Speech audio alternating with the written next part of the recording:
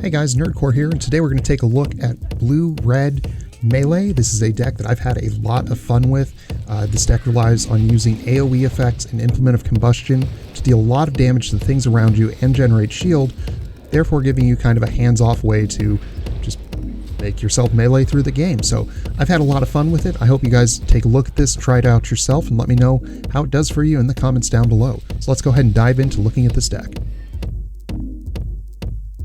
Alright, so let's talk deck first. So what goes on in this deck is basically you're trying to summon everything into melee range and then allow multiple AoEs to take over and basically just kill things that way without actually having to cast spells. The spells all have some function that allows either the targets to be slowed, pulled towards you, or stopped, or sit in AoE to take advantage of Implement of Combustion, as well as the Necromancer powers and the AoEs from Molten Shell. The blue half of the deck is pretty focused on the Thought Cadence package, allowing you to switch through card types and draw cards. However, you also include a little bit of Psionic Shatter and Telestrike, which do additional damage for control effects that do come up fairly frequently in this deck, making it a pretty handy way to go ahead and just get a little extra damage. For the equipment, what we're trying to do is to create a situation in which things come to us for us to kill them. This primarily relies on Nemesis Mask for continued taunts, spell draw, and healing from Bracers of the Harvester, and then of course lesser mana regeneration from Attire of the Dark Wanderer. Now the rings help a little bit with adding a little more durability, so the Arcane Talisman adding greater resistance when activating your utility, which you use fairly frequently, and of course some secondary recharge speed and swiftness from the Leticulous Necklace. Now, the boots are fairly interesting. Adding in a copy of Judgment gives you an additional bit of healing, keeps a few of your creatures alive longer, and generally just adds in a lot of damage to everyone already being packed in around you.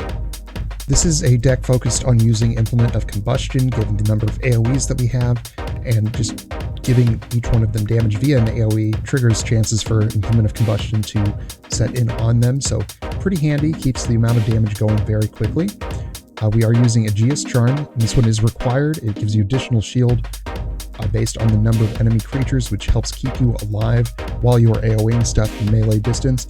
And I'm personally using Suffocating Curiosity because I have it. I've not yet unlocked Orb of Shiv, which if you have is the ideal thing to use for this deck, given the number of additional uses of Magma Shield that you'll get just from playing the game.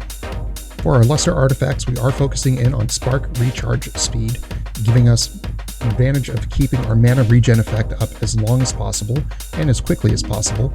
Additionally, with Chromatic Sorcery and Blue and Red Sorcery potency, just to round things out and give us a little bit of extra punch in our spells. For class, we are going to use Necromancer. This is pretty required for this build, as the inherent AoE and sacrifice damage allows us to take advantage of Implement of Combustion and the Necrotic Pulse trait, dealing a little bit of extra damage and triggering more AoE effects around us, therefore making our damage output higher overall. For our traits, we're going to be using Necrotic Burst, just for the fact that all of our creatures die very quickly, and the onboard Necromancer trait, making this a pretty handy way to just rotate damage out very quickly. Psychic Prowess, because of the number of non-creature spells we are casting, which is 10 out of our 12. And Disinformation, because I have it. This slot is really open. There's a couple of different options here, such as Primal Rage or Heart of Iron, which may actually do you a little bit better in the deck overall, as it gives you a little bit more shield and basically an oops if something goes wrong.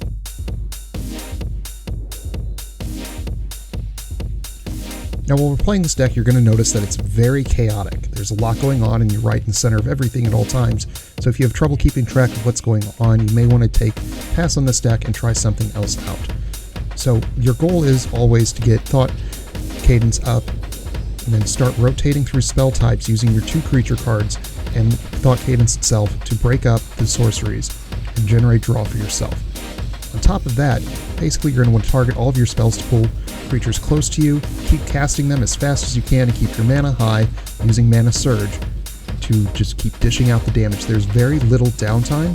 If you make an error, you will suddenly hit downtime, but during that time you can just run around and cast your secondary and your utility in order to cause as much damage as possible while you wait for your mana or Mana Surge to come back up. Hey guys, thanks for stopping by. I do stream every day over at my Twitch channel at twitch.tv/nerdcoretv, starting at 6:30 a.m. Central, 7:30 a.m. Eastern. If you do like our content, go ahead and give us a like, subscribe, hit the bell to get the latest in gaming. Thank you guys, have a great day, and commit reckless good out there.